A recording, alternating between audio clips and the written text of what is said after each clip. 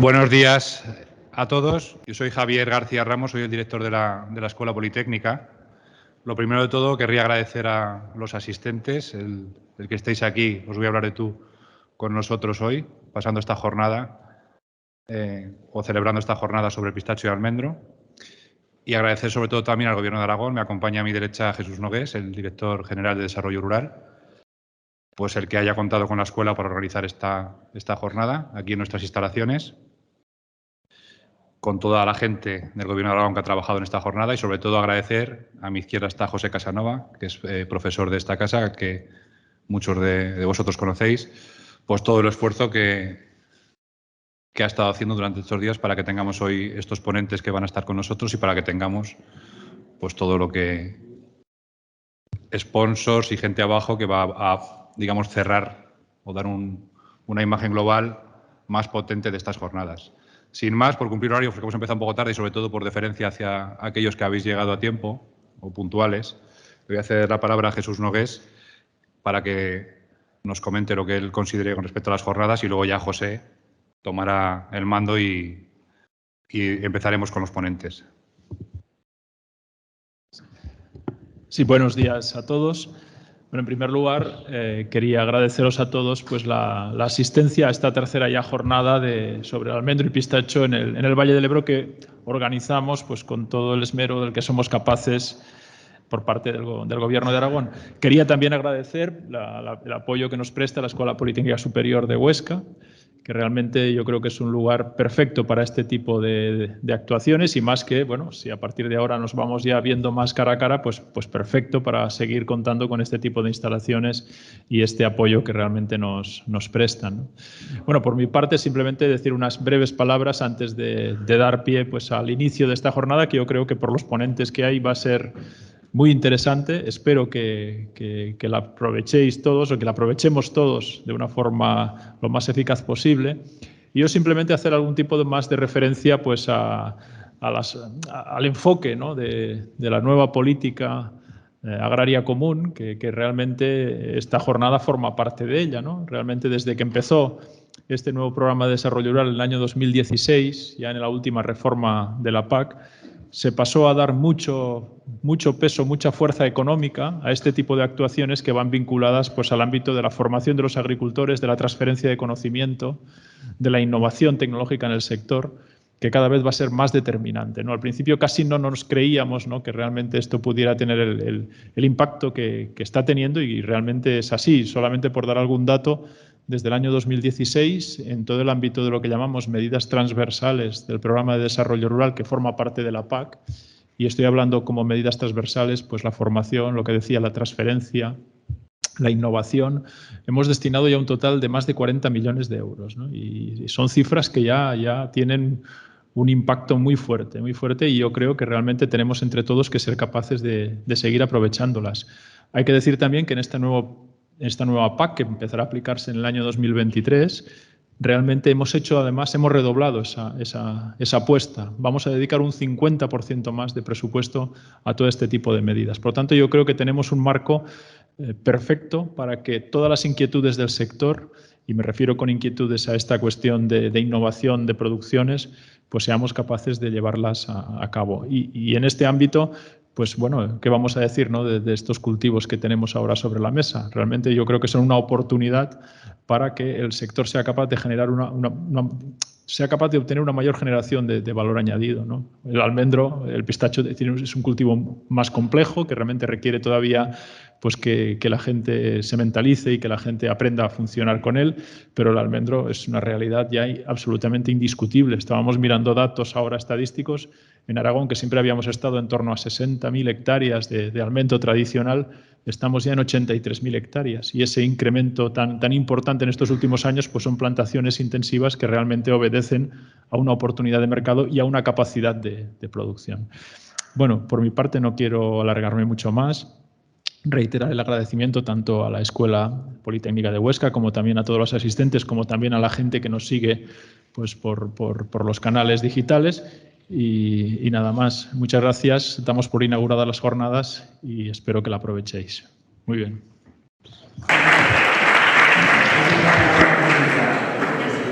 Primero, dos cuestiones de manejo. Vamos a hacer...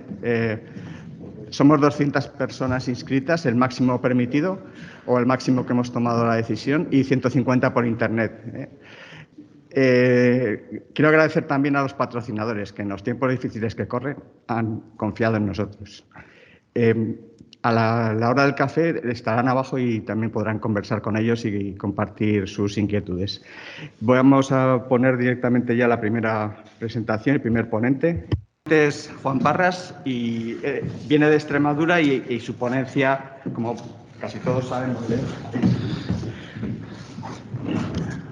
Bueno, buenos días. En primer lugar, dar las gracias a la Universidad de Huesca, dar las gracias a José Casanova por esta invitación y principalmente también a ustedes por dedicar esta mañana a atenderme, ¿vale? Yo a lo largo de estos 45 minutos, pues lo que quiero hacer un poco es indicarle una serie de limitaciones o dificultades que se pueden tener y que se deben tener en cuenta a la hora de hacer una plantación de almendros. Como pone en la presentación inicial, soy de formación ingeniero agrónomo, de profesión se puede decir que agricultor, soy productor, procedo inicialmente del olivar en seto y un poco en gajes de la vida acabé conociendo al cultivo del almendro hace relativamente pocos años, por lo cual soy un neófito en este ámbito. Pero bueno, al final, siendo un neófito, la ignorancia es muy atrevida y te da por probar ciertas cosas. Yo, en mi explotación, he optado por almendros en seto, pero bueno, yo aquí no vengo a hablar de almendros en seto, vengo un poco a dar unas pinceladas de todos los sistemas de cultivo, ¿vale?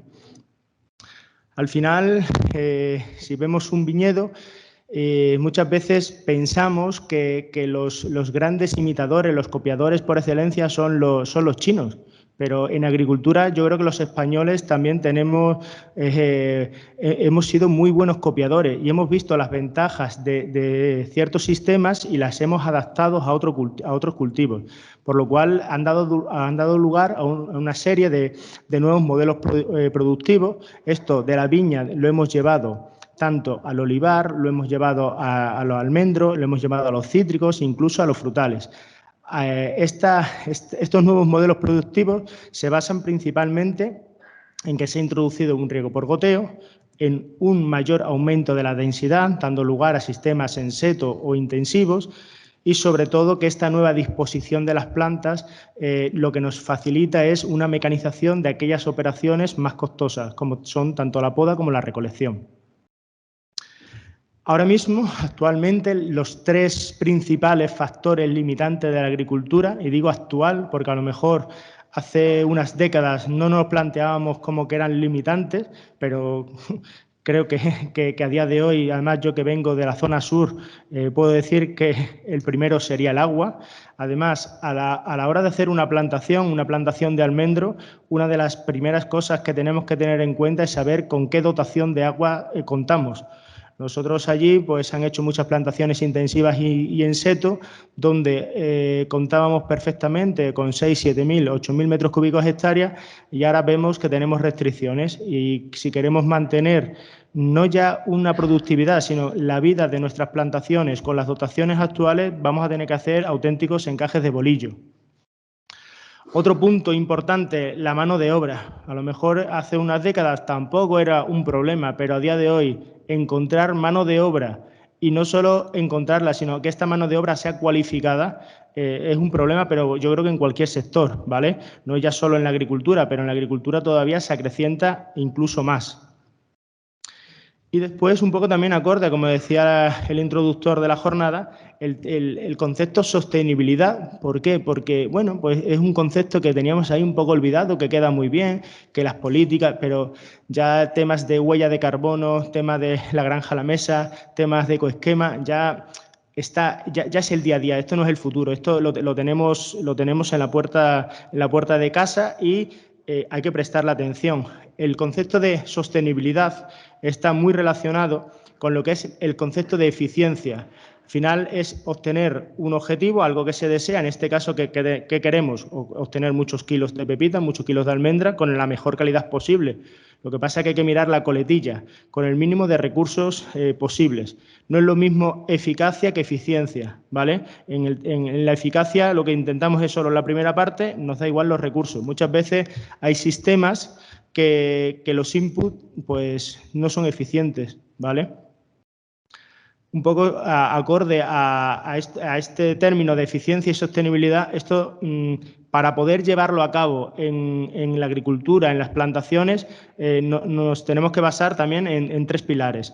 El primero es la mejora genética. Sin nuevas variedades, sin nuevos patrones, muchas veces habría sido difícil el llegar a nuevos modelos agronómicos, como vemos que puede ser los modelos en setos, incluso en intensivo. Y después también la tecnología. La combinación de todo esto nos va a ayudar a que los sistemas que utilicemos sean más eficientes y sostenibles. Tradicionalmente, por lo menos en mi zona, siempre los agricultores era ver quién tenía el tractor más grande. Ahora realmente la disputa es saber quién tiene el píxel más pequeño, ¿vale? Un poco hemos cambiado, sabemos que la tecnología está ahí, que la tecnología nos ayuda y entonces últimamente ya cada vez más es otra parte más de las opciones que tiene el agricultor. Siempre, bueno, voy a hablar mucho como productor porque al final, aunque soy técnico, también soy productor y en muchos casos a lo mejor me pongo en vuestra piel, ¿vale? A la hora de ver de qué depende la rentabilidad de un cultivo, o del almendro, pero como de cualquier otro cultivo, pues va a depender de 4 factores principalmente, como son la producción mundial, el consumo mundial, el sistema de cultivo elegido, ya sea tradicional, intensivo, en seto, y el manejo, ¿vale? Siendo productores, los 2 primeros podemos hacer más bien poco, porque que haya mucho stock en California, que haya una buena previsión de cosecha, que realmente que China haya empezado a consumir pepita, realmente ahí no podemos hacer nada. Por lo cual, esos 2 factores, pues como productores los tenemos que eliminar. Ya solo nos quedan 2, elegir un sistema de cultivo determinado y una vez que tenemos ese sistema, un manejo correcto del cultivo. Lo que pasa es que desde que elegimos un sistema de cultivo hasta que empezamos a manejarlo y a gestionarlo, tenemos que hacer un diseño y un establecimiento de la plantación correcto. Y ahí es donde surgen las dudas, 1.000.000 de dudas. Y es que es conveniente que surjan en ese momento, porque todas esas debilidades, todas esas dificultades que podamos tener, si somos conscientes, podemos dar una solución. Al final, afrontar una plantación puede ser como una carrera de obstáculos, donde queremos llegar a la meta, sí, tener buena producción, queremos hacer buena marca, con una buena calidad, ¿vale? Y lo que vamos a intentar es no caernos en el foso, pero que bueno, los obstáculos van a ser muchos y muy diversos. Para ello, pues habrá que hacer un estudio económico y un estudio edafoclimático. Tenemos que saber cuánto cuesta y realmente si en la parcela en cuestión se dan las condiciones tanto de clima como de suelo adaptables.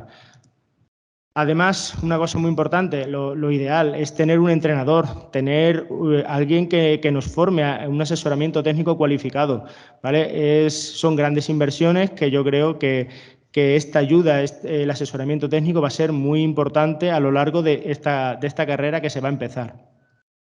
En el estudio económico, pues lo primero es ver cuánto cuesta, ¿vale? Inicialmente voy a plantear un poco un seto versus un intensivo. Pongo V2, V3, eso es un poco las versiones mejoradas del seto en cuestión muchas veces de las densidades. El V3 es para densidades de 3:1 y el V2 densidades de 3,5:1, por lo cual hay una gran diferencia de plantas por hectárea, de 2.800 a 3.300, ¿vale? Pero que al final el coste de inversión y, hombre, también hay que decir que estos costes, digamos que son pre-invasión, ¿vale? Porque ahora mismo quien sepa cómo están los costes de verdad, que levante la mano, son un poco orientativos, pero bueno, bastante fiables. Hemos puesto una duración de la plantación de 20 años, porque tampoco hay no se sabe cuánto dura una plantación en seto. Y actualmente las más viejas tienen 12 años, entonces hemos optado por una plantación similar a lo mejor a un olivar en seto, que puede ser unos 20 años, con un coste de amortización superior a los 600 euros. Si lo comparamos con una plantación en intensivo de un 6x4, ¿vale? Vemos que el coste de inversión va a ser bastante menor, va a ser aproximadamente de la mitad. Para un plazo, una vida útil de 25 años, este coste de amortización puede rondar los 300 euros. Vemos que hay una diferencia importante en lo que son costes de implantación.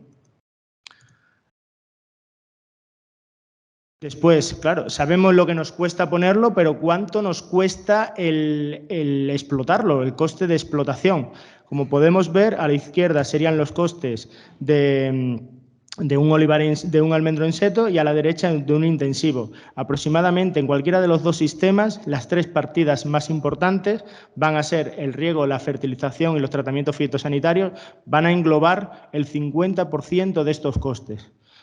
Va a haber una pequeña diferencia en la recolección, ya que en el seto va a ser algo inferior al intensivo, pero al final los costes en el seto estamos hablando para una producción similar en los dos sistemas de unos 2.200 kilos de pepita, ¿vale? Que no está mal, en el seto de 3.300 euros por hectárea, lo que equivale a unos 50 euros kilo, mientras que en el intensivo unos 4.000 euros, y sería el precio por pepita, el coste por pepita un poquito superior, 1,84. También hay que tener en cuenta no ya solo el sistema de cultivo, sino el sistema de recolección, porque a pesar de ser intensivos, en función del sistema de recolección empleado, vamos a tener alguna diferencia en coste, ya sea con paraguas, con vibrador, con telones, con máquinas tenias, con el sistema americano. Cada sistema tiene unos costes inherentes, y al final vamos a estar en el rango del 1,5 €, 2 euros kilo pepita. Sabemos los costes que nos vale ponerlo, sabemos cuánto nos cuesta mantener esa explotación, los costes de producción, cuáles son las producciones y los precios de los mismos, ¿no? Una diferencia grande que existe entre el almendro y el olivo es que en el olivo ahora mismo, al ser un único individuo, hay una diferencia muy grande en la entrada en producción de un superintensivo versus un intensivo, ¿vale? Aquí, al utilizar patrones, estamos reduciendo ese periodo juvenil. En las plantaciones intensivas funcionamos con patrones vigorizantes, y en las que son en seto, patrones enanizantes. Al final, lo que estamos un poco es reduciendo esa precocidad, ese periodo juvenil entre un sistema y otro. Al final vemos que para lo que hemos llamado un V2, que era un 3,5x1, y un intensivo de un 6x4, a partir del sexto año las producciones son iguales. Una vez que tenemos todos los datos, al final podemos establecer los flujos de caja y aquellos indicadores económicos. Muchas veces a lo mejor el agricultor estos datos, bueno, le interesa más los primeros, pero a lo mejor el banco lo que le interesa son estos indicadores de rentabilidad. Dentro de estos indicadores, pues lo que vamos a ver es que, como hemos dicho, la inversión en el seto va a ser muchísimo más grande, va a ser del doble. Y en función, para un precio de pepita de 4 euros, hemos hecho dos estudios, uno para 4 euros y otro para 5 euros.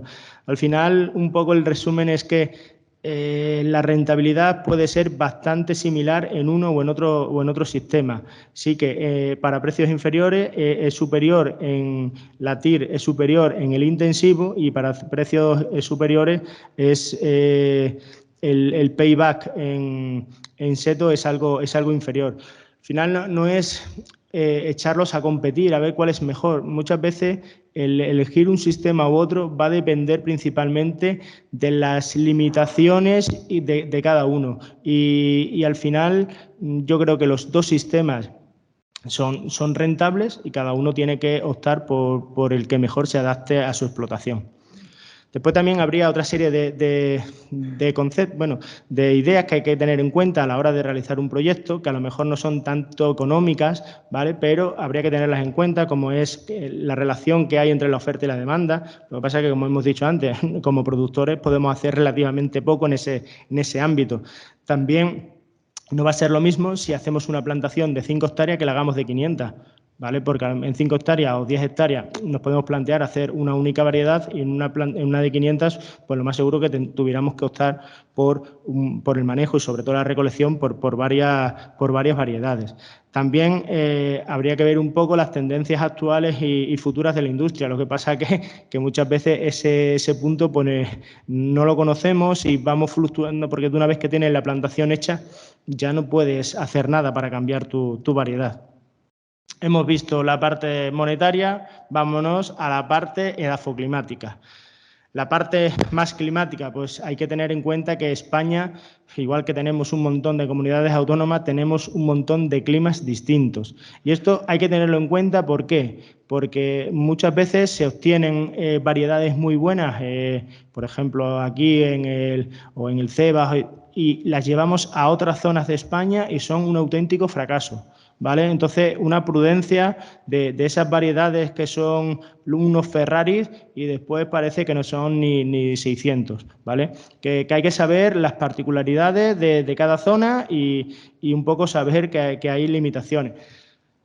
También no hay que deciros que la mejora genética condicionó mucho variedades de floración extratardía, que está posibilitando el cultivo en zonas que inicialmente, pues hace unos años sería impensable, ¿vale?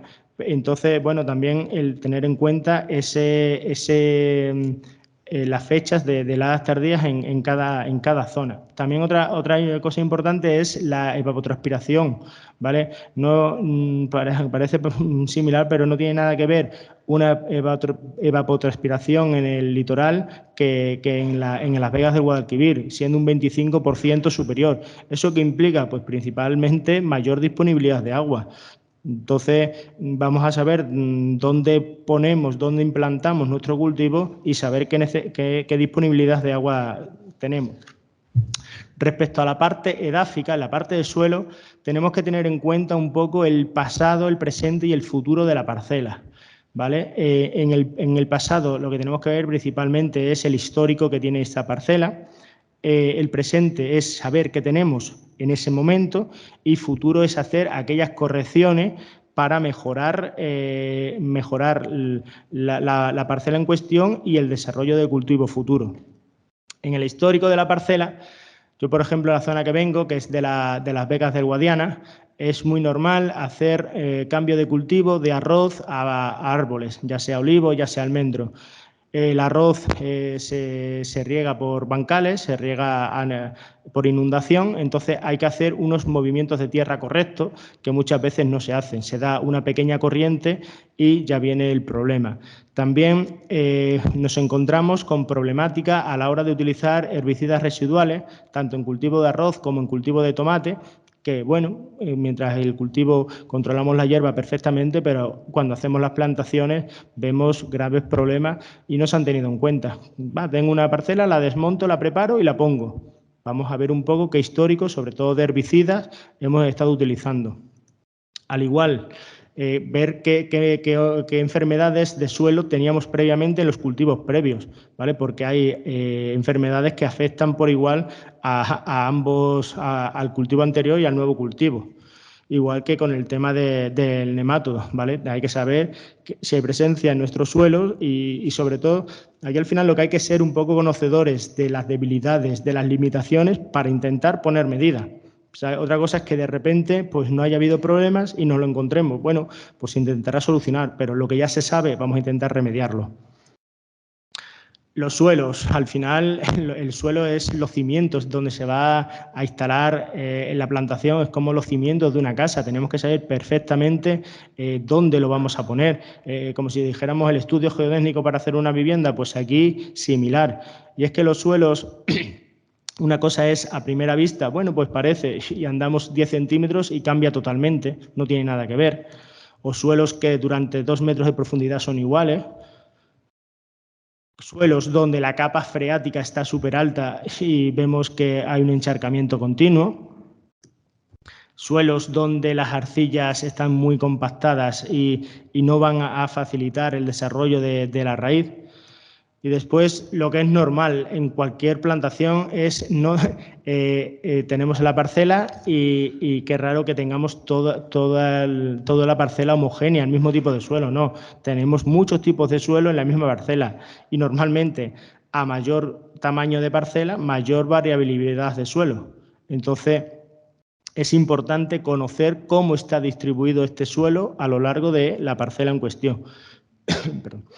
Es importante saber o realizar mapas de suelo, ya sea por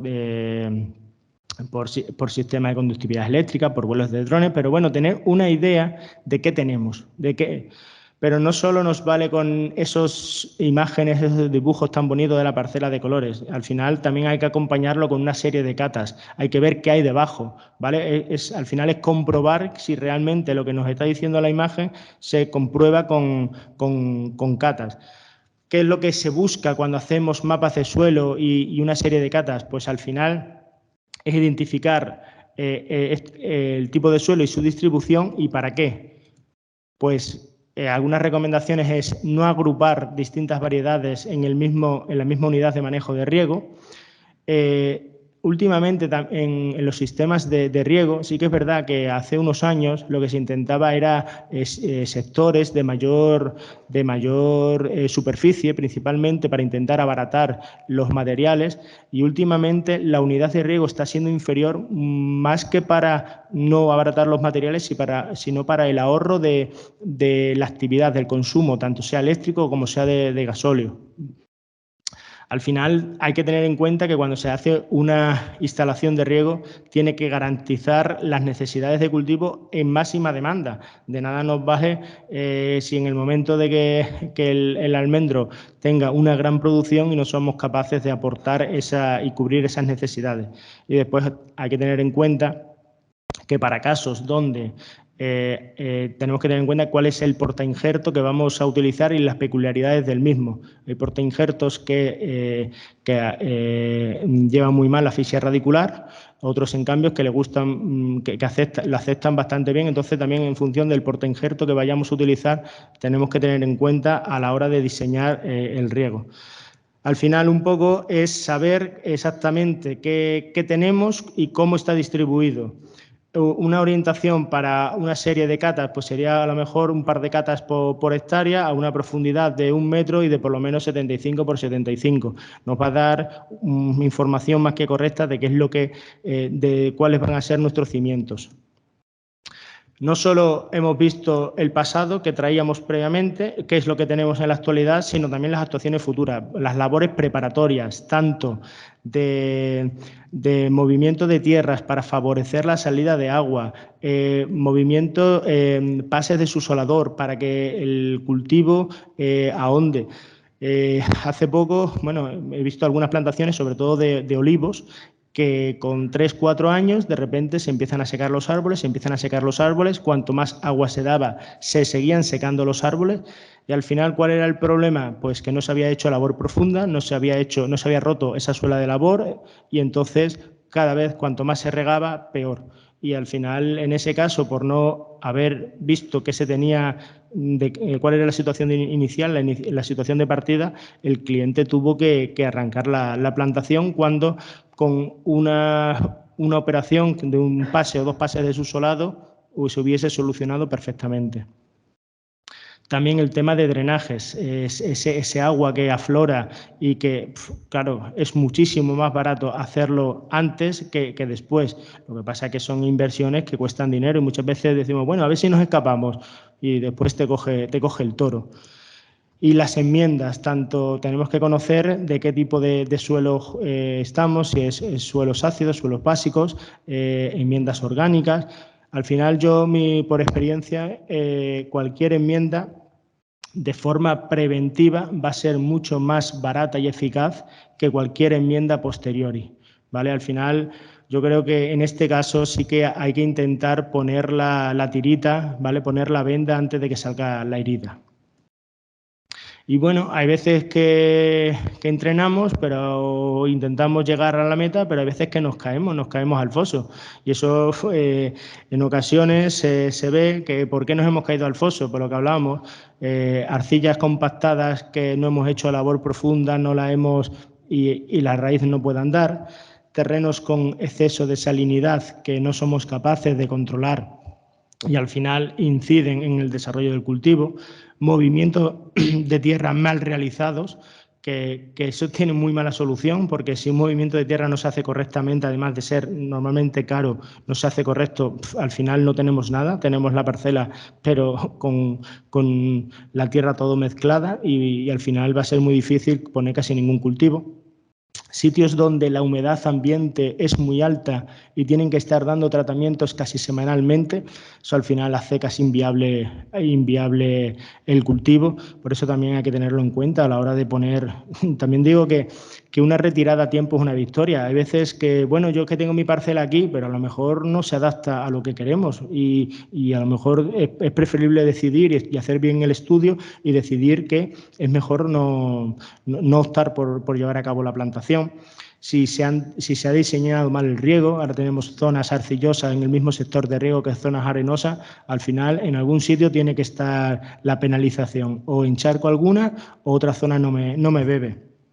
También, aunque tengamos en cuenta el periodo libre de heladas y más o menos la época de floración, si bajamos a temperaturas extremas mínimas, pues también será casi imposible llevar a éxito una plantación, incluso con conductividades eléctricas elevadas. Si presento un poco las dos fotos, al final, gasto de implantación, similar. Gasto de explotación, bueno, inicialmente el mismo, pero veis una plantación y veis otra y todo el mundo se declinaría por la de arriba. Y al final, ¿por qué? Por no haber hecho unos buenos estudios edafoclimáticos previos. Y al final, una es una plantación de 10 y otra es una plantación de 1. Bueno, lo que pretendemos al final es intentar llegar a la meta y salir victoriosos, ¿vale? Una vez que hemos hecho el estudio climático y edafoclimático, el económico y edafoclimático, nos vamos al diseño. Y en el diseño podemos tener en cuenta marcos de plantación. Va a estar influenciado en gran medida por el sistema que vamos a elegir, sistema intensivo, sistema en seto, tradicional. La orientación de las filas es pensando más, perdón, es pensando más en el superintensivo, donde sí que es importante esta orientación, buscando un poco en el norte-sur, ¿vale? En los otros sistemas, la orientación de las filas no va a ser tan importante, siempre va a ser más buscando la salida natural de aguas. La época de plantación también nos va a delimitar un poco el material vegetal que podemos utilizar, ya sea a raíz desnuda, ya sea en cepellón. El modo de hacer la plantación, si la hacemos manual, si la hacemos de manera mecánica. Aquellos materiales accesorios como tutores, protectores, gomas. Pero me quiero centrar principalmente en el método de recolección y el material vegetal utilizado. ¿Por qué? ¿Cuál es el mayor problema de la mayoría de los productores? Que primero se pone la plantación y después deciden cómo la van a recoger. Yo creo que tiene que ser al contrario. Primero saber cómo lo vas a recoger y después ya haces un diseño y un marco de plantación acorde. Entonces, muchas veces la mayoría de los problemas están en la base. Ponemos la plantación y después, bueno, hay un paraguas, hay un vibrador en mi zona y lo tengo resuelto, o no. Respecto al modo de recolección, las opciones son muchas y diversas. Principalmente tenemos el sistema en seto de superintensivo y después dentro del intensivo o tradicional los sistemas pueden variar desde el intensivo con paraguas y descapotadora, sin descapotadora, con sistema americano del suelo, sistema con telones y vibradores de tronco, sistema estilo Tenias y sistema de planos inclinados side by side. Al final, en el seto, las dimensiones van a estar acordes a la máquina cosechadora, máquina cabalgadora. Las dimensiones del seto, un poco hablaremos después en el tema de poda, pero como comentaba un poco, el tema de lo que es el V2, el V3, son marcos que varían desde una cosa muy conservadora de un 3,5, un 1,35, que serían unas 2.100 plantas por hectárea, hasta ya llevar el sistema full, que serían un 3x1, que sería 3.300 plantas por hectárea. Al final, en estos sistemas habrá que tener en cuenta la distancia máxima de filas. ¿Por qué? Porque estas máquinas no descargan en continuo, descargan en tolvas, entonces hay que ver la capacidad de esa tolva. Sí que es verdad que poco a poco las máquinas cada vez son más grandes, pero no está mal hacer una pequeña indicación, porque hemos visto problemas de que la máquina llega a mitad de la fila, las tolvas se llenan y ahora que todavía no les han puesto alas a las cabalgadoras, por lo cual todavía no pueden salir por arriba. Salir hacia adelante irían cayendo almendras, salir para atrás no pueden. Entonces, ¿cuáles son las opciones? Pues descargar parte en el surco, que al final, si hubiésemos hecho un diseño correcto, nos ahorraríamos ese problema. Igual que unos pasillos intermedios para la descarga y unos pasillos cabeceros para favorecer el trabajo. Cada uno de estos sistemas va a tener una serie de ventajas y de inconvenientes. El uso de cabalgadoras, la ventaja principal, la rapidez de trabajo y la poca mano de obra. Eso al final también hace que este tipo de recolecciones sea bastante económica. Y después, al utilizarse en otros tipos de cultivo, como viña, como olivar, existen muchas, por lo menos en mi zona, muchas empresas de servicio con este tipo de máquinas para poder recolectar. Todo no va a ser bonito, también tiene sus inconvenientes, principalmente que no descapota en continuo, hay que recolectar y posteriormente descapotar. Dichoso problema, el que es capaz de recolectar una gran cantidad de almendra cáscara por jornada, lo que hay que disponer de unas instalaciones acordes. Y sí que creo que todavía, aunque ha salido ahora una New Holland, la 1190, con una serie de modificaciones, que todavía faltaba unas mejoras en este tipo de máquinas. El paraguas, ya sea con descapotadora o sin descapotadora, es también interesante porque poquita mano de obra y una inversión relativamente baja. Pero, algunos de los inconvenientes? Pues que al final hay que delimitar el volumen de copa de esos almendros. En varios casos de varios clientes que empiezan los 2 o 3 primeras cosechas, las empiezan a realizar con paraguas y... Venga, entonces... Y después, pues ya tienen que ir recortando o cambiando de sistema. Sistema de vibrador y telones también interesante por rapidez. Lo único que no todas las plantaciones se adaptan para este sistema. Lleva bastante mano de obra, por lo cual también es un hándicap importante. El tema de grandes caballones tenemos que tenerlo en cuenta y el coste es intermedio. Sistema americano, pues no todas las fincas son aptas para este sistema. Hay que tener una dimensión mínima, una serie de maquinaria acorde, que suele ser una inversión bastante cara. Lo que pasa que es una recolección bastante rápida y con un secado también en campo. Por el tipo Tenias, también es interesante por la rapidez, la poca mano de obra, y lo que hay que tener en cuenta es unas dimensiones de copa determinadas y un diseño acorde con un marco un poco determinado para que funcione la máquina bien.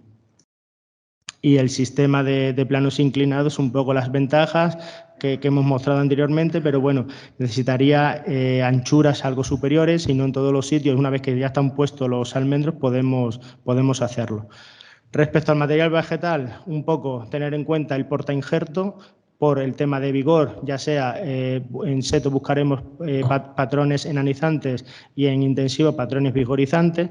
¿Qué tolerancias o resistencias pueden tener esas plantaciones a la hora al llevarlo a nuestras fincas? Y sobre todo tiene que haber una compatibilidad entre patrón y variedad, porque si no, realmente tendríamos un fracaso. Las variedades, principalmente nos tenemos que ver época de floración. Aquí, más que por la época en cuestión, esto varía si lo tomamos en Extremadura, si lo tomamos aquí. Lo que sí que es verdad que el orden sería el mismo. Ya el tema de variedades de floración extratardía nos va a solucionar en gran parte esa limitación que teníamos inicialmente, y en la hora de la recolección o maduración, el tema de evitar épocas de lluvias y tormentas de otoño.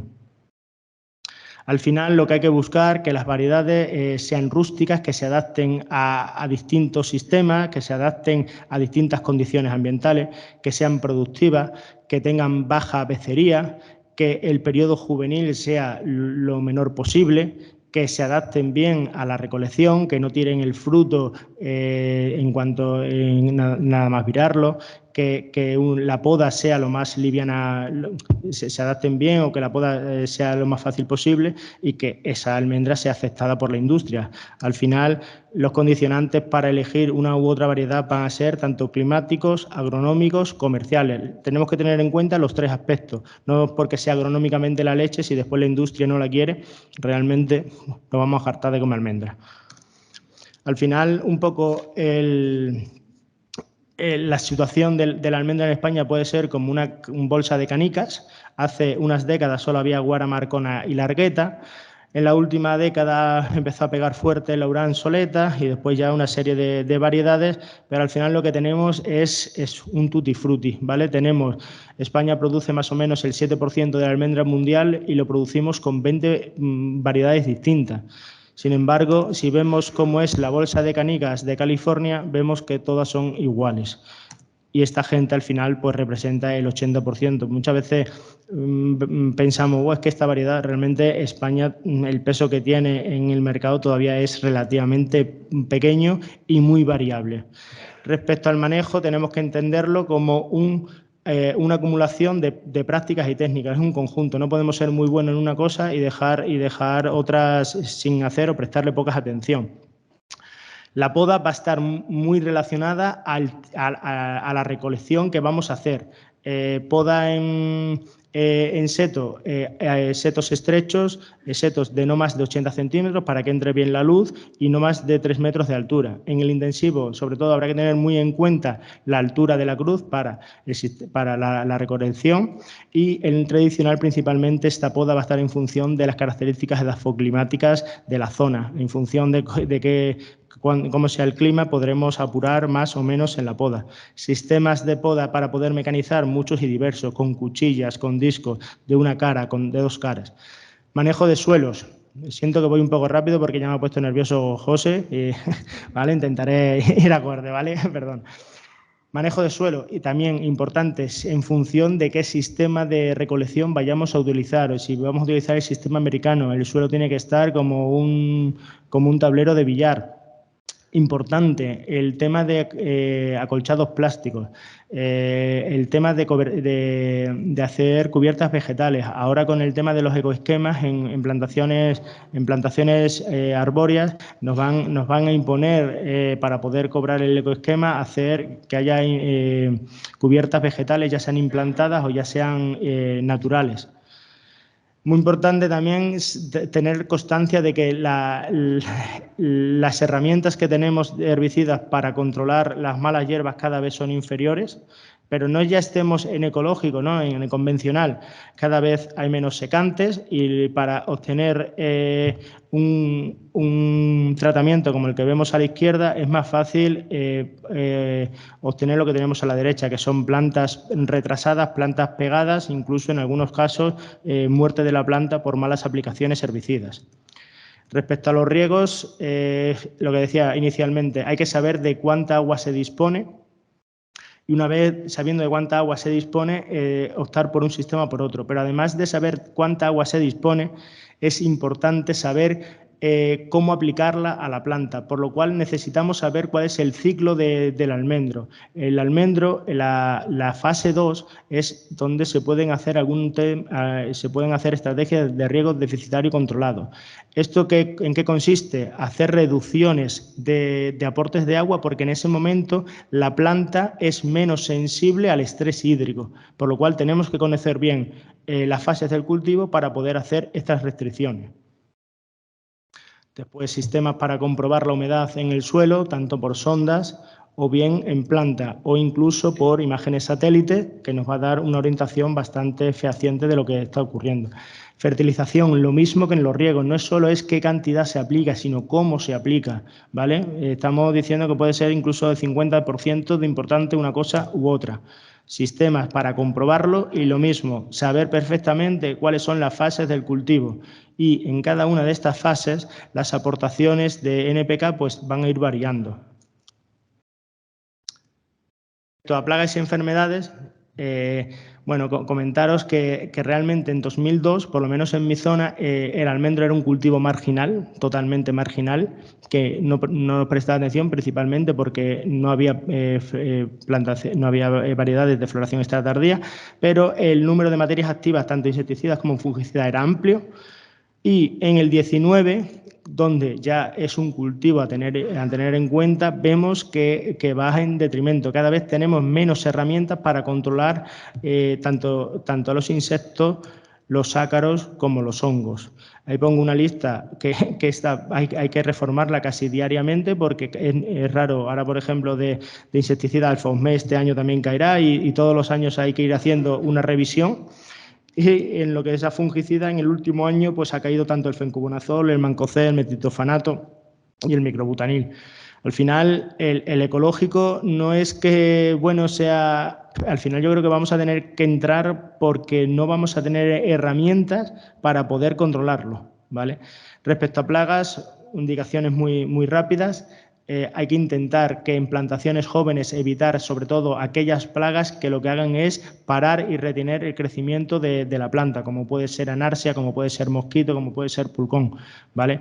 Normalmente la mayoría de las plagas lo que va a hacer es una pérdida de cosecha, en el caso del cabezudo incluso pudiendo llegar a la muerte, y la avispilla, que ojalá no la tengáis por aquí, pero que la mancha la tienen, y en algunos casos puede provocar hasta pérdidas del 90% de la producción. En lo referente a enfermedades podemos diferenciarlas en tres grupos importantes. Las principales, que un poco las conocemos todo el mundo, como son el chancro, monilia, roya, mancha ocre. Las secundarias, el cribado, el verticillium, fitóstora y botrytis. Y las emergentes. También, según vamos bajando, es ir poniendo la calavera cada vez más importantes y provocando mayores pérdidas de producción. Vemos que el primer grupo nos puede pérdidas de un 20 a un 50%, el segundo grupo de un 20% incluso hasta la muerte, y el tercero lo mismo, ¿vale? Sí que creo que el tema de enfermedades es un caballo de batalla bastante importante, sobre todo en sitios donde hay mucha humedad ambiente, terrenos de vega, de suelo bueno que se ha puesto este cultivo y funciona muy bien, pero el tema del control de enfermedades está siendo un poco el talón de Aquiles.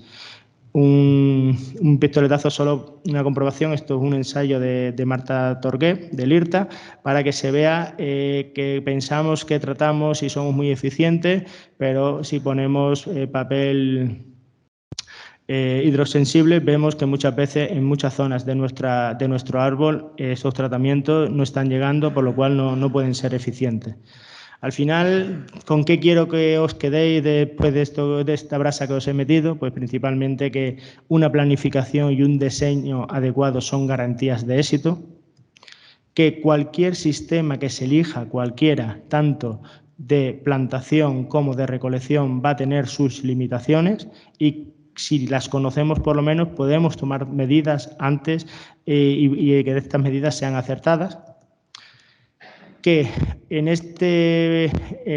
esta carrera es importante tener un entrenador, tener un asesoramiento técnico cualificado, ¿vale? No es como a lo mejor un cultivo extensivo, que bueno, que es algo, pero aquí realmente con lo que se invierte hay que tener ayuda. Y después hay que ir buscando la eficiencia en el sistema que utilizamos y no solo la eficacia. Y bueno, para terminar, quiero terminar con una frase. Voy a cambiar una palabra, no diré hombre, diré ser humano, ¿vale? Para que así no tener problemas. Y diremos que el ser humano se descubre cuando se mide un obstáculo, por lo cual, si el ser humano se quiere descubrir, que inicie una plantación de almendro y seguro que se descubre a sí mismo, ¿sabes? Y nada, pues muchas gracias por su atención.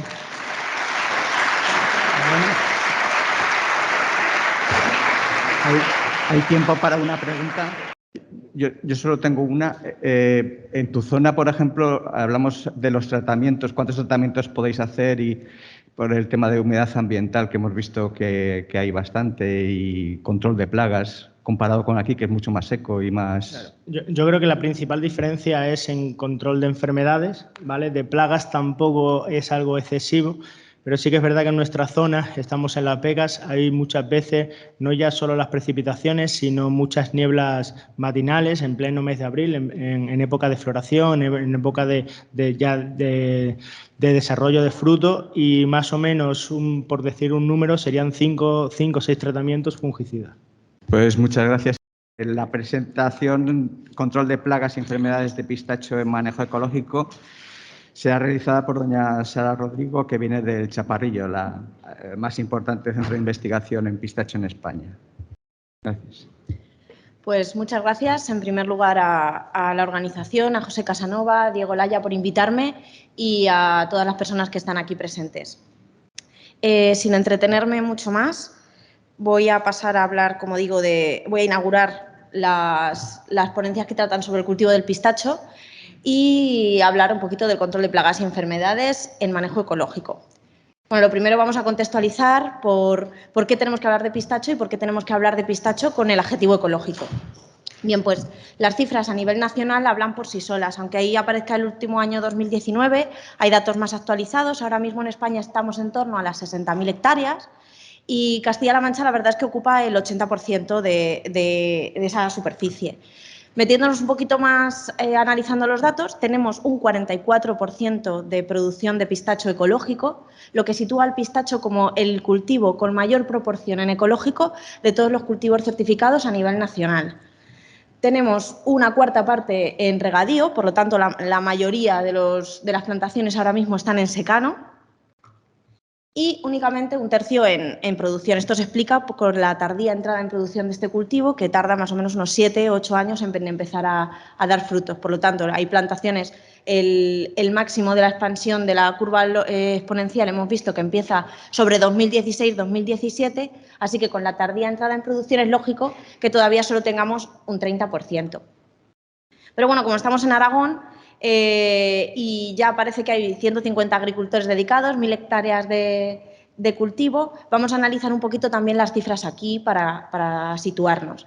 Aquí también vemos que el crecimiento es exponencial, sobre todo en los últimos años, en las que desde 2016 prácticamente no había producción y ya hemos llegado, como decían, a las 1.000 hectáreas, pero analizando las proporciones que antes comentaba, vemos que son bastante diferentes. Por ejemplo, de ese 44% ecológico que tenemos en la media nacional, aquí en Aragón solo tenemos un 6,4% de estas parcelas.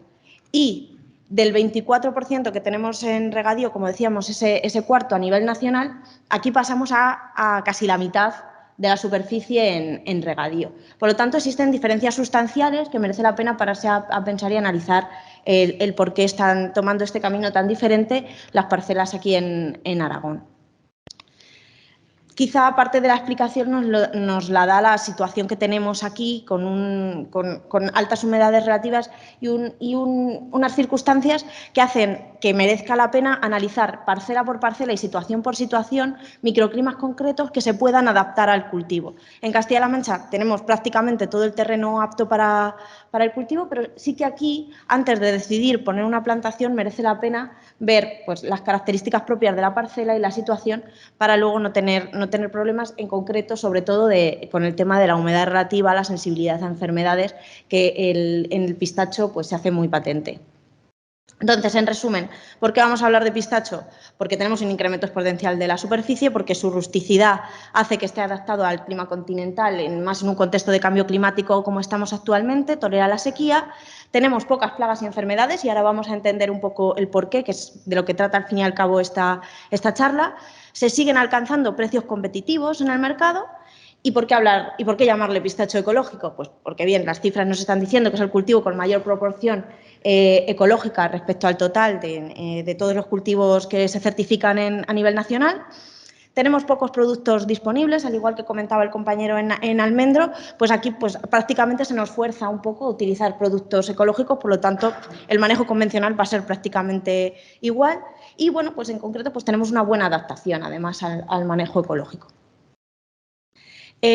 Aquí no voy a hablar de calendarios de tratamientos, veréis que no voy a nombrar ningún producto, porque los productos, lo primero, están cambiando con una frecuencia brutal, como ya se ha comentado, están desapareciendo mucho, el registro cambia mensualmente, y además la normativa de gestión integrada de plagas me está diciendo que no de calendario, sino que me fije más en umbrales de tratamiento, entendiendo el umbral de tratamiento como el nivel de plaga máximo que soy capaz de tolerar para no tener problemas económicos, para que no me repercuta en la rentabilidad de la plantación. ¿Y eso cómo se hace? Pues tanto viendo el nivel de plaga, por un lado, que tengo, el nivel del organismo perjudicial, como por otro viendo las interacciones que están sucediendo en mi ecosistema particular con otros organismos que puede ser que nos estén ejerciendo un control de manera directa sobre la plaga y que no sea necesario tratar, o que el tratamiento tenga un efecto rebote en la aparición de la plaga, como veremos ahora en unos ejemplos. Bien, pues entramos en materia. ¿Qué sabemos de las plagas del pistachero en la península ibérica?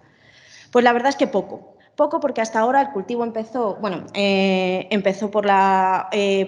primero por el IRTA, se vio que allí, pues bueno, por determinadas circunstancias la expansión pasó a Castilla-La Mancha, y desde el año 87 se empezaron allí a realizar ensayos, pero a nivel sobre todo agronómico. Los problemas de plagas, evidentemente, no habían aparecido porque el cultivo era muy reciente, y en la actualidad se puede decir que, como he dicho antes, sigue habiendo muy pocos problemas. Pero se decidió solicitar este proyecto que, bueno, trata de nuevas estrategias de lucha biológica contra las principales plagas del pistacho, pero yo le llamaría más contra las potenciales plagas del pistacho, porque hoy día sí que es cierto que los problemas son muy locales y no se puede hablar de plagas generalizadas en todos los cultivos. Entonces, se ha querido ir un paso por delante para que, paralela a esta expansión de la superficie, van a aparecer nuevas plagas, y que nosotros ya tengamos herramientas para que en el momento en el que aparezcan podamos luchar contra ellas. Entonces, bien, ¿cómo comenzó este proyecto? Pues, en primer lugar, un análisis bibliográfico de lo que había en la actualidad, tanto con fuentes nacionales, que básicamente eran el libro del doctor Couceiro, del cultivo del pistacho, en el que, bueno, pues ya en base a su experiencia había nombrado las plagas que empezaban a aparecer en España, simplemente dando datos de presencia o ausencia, y muchos estudios de Turquía, de Irán, de California principalmente, aunque también de Siria, Grecia y otros países productores en los que ya tenían más experiencia sobre las plagas. Bueno, pues con todo eso y con la experiencia que fuimos adquiriendo en el campo, hemos hecho este pequeño calendario, que, insisto, no es un calendario de tratamientos, es un calendario para la monitorización, es un calendario para saber en qué momento me tengo que fijar y en qué. Como vemos, es bastante... Hablo de momento solo de plagas, ¿vale? Las enfermedades pasaremos al final. Como vemos, es un calendario bastante pobre. En realidad, tenemos que fijarnos en pocas cosas. Y como veréis ahora, que analizaré plaga por plaga, veremos que muchas de ellas, bueno, ninguna de ellas es general, que afecte a todas las fases del cultivo, y en algunos casos solo se dan pérdidas muy circunstanciales y en momentos concretos. Vamos a empezar con las silas. Las silas, como hemos visto aquí, tienen dos picos, uno que está precisamente ahora y una segunda generación en verano. Bueno, todas estas fechas estoy hablando de donde hemos hecho muestreos principalmente, que es en Castilla-La Mancha. De aquí de Aragón tengo algún ejemplo concreto que, bueno, ahora lo veremos en alguna de las plagas, pero principalmente las fechas van a ser coincidentes con lo que ocurre en Castilla-La Mancha, que es donde estamos trabajando. En primer lugar, vamos a hablar de las silas. Las silas, bueno, por aquí también tenéis perales, así que conoceréis a las del peral, pero bueno, esto es una familia diferente a la del peral. Aquí estamos hablando de la familia Phalaridae. Y bueno, las especies son principalmente 2 especies del género Agonoscena. ¿Qué hacen? Pues succionan savia de las hojas. Si tenemos un bicho que nos está introduciendo el aparato bucal en nuestra planta, ya puede ser un vector de enfermedades. ¿Eso qué quiere decir? Pues que sea transmisor y a través de su aparato bucal que se introduce y entra en contacto con la savia de la planta nos puede transmitir enfermedades. En España, de momento, no hay ninguna notificación, no hay ningún registro de que haya sido un transmisor de ninguna enfermedad en pistacho, pero hay que estar alerta porque como digo, puede serlo. ¿Cómo se detecta? Pues se empiezan a detectar en el ENVES. La detección, especialmente de la primera generación, esa que aparece justo ahora y que nos está causando daños estos 2-3 meses de primavera, es muy difícil. Ahora veremos por qué. Y de momento solo nos está apareciendo en las cornicabras. Las cornicabras, para quien no tenga contacto con el cultivo, es uno de los portainjertos que se utilizan por su rusticidad, ya que, como sabemos, la cornicabra, el Pistacha terebinthus, es una planta que aparece de manera natural en nuestro monte. Entonces está muy adaptada a nuestro clima. Esta es una foto de un adulto de la generación de verano con esta coloración anaranjada que ponen los huevos de esta manera circular, así que en las hojas tan curiosas. Esta es una hoja recién salida de ahora de la primera brotación en la que empiezan a aparecer las primeras ninfas. Este insecto es hemimetábolo. Eso quiere decir que no hace metamorfosis completa. Quiere decir que no pasa por las fases de huevo, larva y adulto, pupa y adulto, sino que nace en una versión pequeñita del adulto y áptera, sin alas. Eso quiere decir que las juveniles los voy a llamar ninfas, para que nos entendamos. Pues estas son las ninfas. Esas ninfas generan unos cristales azucarados que muchas veces facilitan la colonización de los hongos, como puede pasar con los pulgones, nos aparece luego negrilla y demás, y pueden llegar a colapsar los estomas y a evitar la circulación y a necrosar la hoja. Este bicho es muy curioso cómo pasa el invierno. La generación de invierno cambia de color. Cambia de color para que no la veamos, obviamente, y se refugian en las bases de las yemas, tanto en estado de ninfa, de juvenil, como en estado adulto. Pero la segunda generación, los descendientes de la segunda generación, esa que nos aparece en verano, los que nacen de ahí ya nacen con estos colores oscurecidos. Y ahora los encontramos así. Los encontramos así, y esto es una foto de la semana pasada que me pasó un agricultor, que si intentamos buscar al bicho en esta ramita de cornicabra, pues la verdad se hace bastante difícil. Aquí tenemos la solución y las flechas rojas nos están señalando a esos adultos oscurecidos. La flecha amarilla me señala aquí que tengo a una ninfa, y toda esta cantidad enorme de huevos que me está poniendo en el brote terminal están preparados para que en cuanto empiece a brotar la cornicabra empiecen a chupar savia. Y esa generación no la solemos ver. ¿Por qué? Porque no es apreciable. Están en el ENVES de la hoja, es un bicho de muy pocos milímetros, no generan tanta cantidad de azúcares como luego en verano y es a veces imperceptible. Ahora después contaré una anécdota en ese respecto. Ya luego la generación de verano, aquí ya empezamos a ver, pero igual luego es demasiado tarde para empezar a tratar. ¿Por qué? Porque lo malo de este bicho, como ahora contaré, es que evita la circulación adecuada de la savia en verano, y cuando tengo que injertar, que suele ser en la primera, segunda quincena de agosto, la savia no circula adecuadamente por los haces vasculares y cuando voy a injertar no me prende el injerto. Y no nos hemos dado cuenta que es que donde teníamos que haber tratado es en la generación de primavera, y ahora ya es un poquito tarde, porque llegamos a tener infecciones como esta, con estas necrosis, que en ocasiones llegan incluso a matar el árbol si es joven. Y aquí me gusta contar una anécdota sobre este insecto. Cuando empecemos a conocer las plagas, como digo, ese análisis bibliográfico que hicimos, nos aparecían las silas como la principal plaga del cultivo en Irán. Y que entonces, bueno, yo busqué cómo empezar a localizarlo, y se debía localizar en las hojas jóvenes de la pistacha vera, ya de la variedad, no del portainjertos. Y yo, por más que me recorría parcelas, nunca lo llegaba a ver. Pero bueno, desde el Chaparrillo me decían que sí, que este insecto estaba presente en Castilla-La Mancha y en los pistacheros. Pues tuve la llamada de un señor que llevaba 8 años intentando injertar, y las cornicabras ya eran unos arbolacos impresionantes, y no era capaz de injertar. Bueno, pues fuimos allí y me dijo que de vez en cuando tenía pulgón. Pues no era pulgón, eran las silas, y ese señor tenía repetidamente los ataques en primavera, y cuando él trataba luego en verano ya había injertado y el injerto no era capaz de que prendiera. Entonces, es muy curioso que solo aparecieran las cornicabras, cuando nos están diciendo en otros países productores que está apareciendo en el pistacho y que es una plaga muy importante. Entonces me cogí, me puse las botas y me fui al monte y busqué las cornicabras silvestres. Y efectivamente el bicho estaba en las cornicabras silvestres. Ese bicho no había venido de manera autóctona desde fuera hacia acá sin que le conocieran los bichos que teníamos aquí presentes. Vino de nuestro monte directamente. Eso es genial porque si es un bicho de casa tiene al enemigo en casa de toda la vida. Y lo que me estoy encontrando es que los daños son muy circunstanciales, muy puntuales, porque en la mayoría de parcelas el bicho está presente, pero está guardando un equilibrio estupendo con los bichos que se encuentran en la parcela y tiene millones de enemigos naturales. Y esto que os cuento con las silas lo voy a repetir en todas las plagas. Son todas plagas autóctonas y, por tanto, tienen enemigos naturales. ¿Cuál es el problema de esto? Que si empezamos a tratar masivamente, nos estamos cargando posiblemente antes al enemigo natural que a la plaga, porque su comportamiento y su naturaleza tiende a ser más resistente a determinados tratamientos y podemos tener efectos rebotes. Entonces, bueno, tenemos depredadores que, por ejemplo, este ácaro que se lo estaba comiendo directamente. Avispillas que ponen los huevos en el interior, se los van comiendo por dentro a las ninfas, pupan y de ahí salen nuevas avispillas. Sírfidos, que son son moscas que imitan, que tienen este mimetismo batesiano para parecer que son abejas y confundir, luego son excelentes polinizadores y las larvas son estos gusanillos transparentes que también, como vemos ahí, este en concreto se está comiendo una sila. Es decir, que como digo, hay muchos, son bichos de casa y tenemos al enemigo en casa. Bueno, ¿hay aquí algún productor ya de pistacho?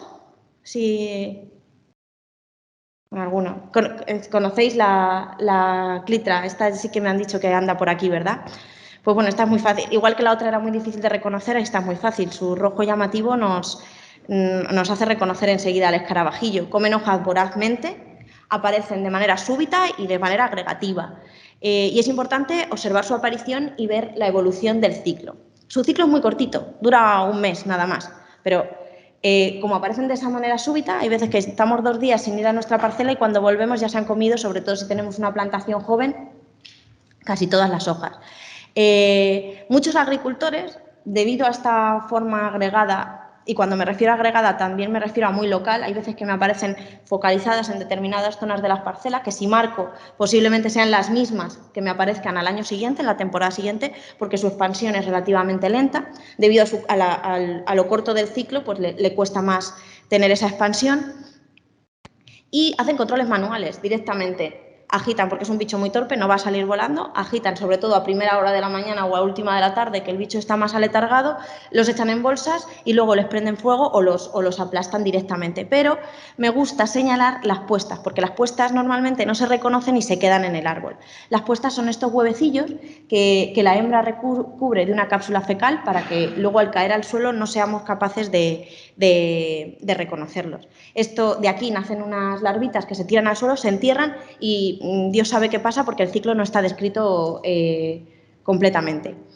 Las larvas se entierran con esa cápsula fecal que le hace estar y que van alimentando luego con sus propias heces. O sea, la larva está creemos que está permanentemente cubierta de esa cápsula y se entierra en el suelo y claro, pues es prácticamente un terruño que no somos capaces de ver. Y luego al año siguiente, en el mismo sitio, emergen de manera masiva. Hicimos un trabajito porque, claro, no había nada escrito, porque, bueno, no lo he dicho, este bicho solo está descrito en la península ibérica como perjudicial para el pistacho. Así que aquí no tenemos referencias bibliográficas en las que basarnos. Hicimos un pequeño estudio de la evolución de las poblaciones, que como vemos en 2020 y en 2021 fue completamente diferente, así que no sacamos ninguna conclusión, y luego tratamos de evaluar si el bicho ya había colonizado todo el área potencial de distribución. ¿Por qué? Pues como la área del pistacho está en expansión también, queríamos ver si este bicho podía expandirse más su distribución actual y ser plaga potencial en otras zonas en las que todavía no había llegado.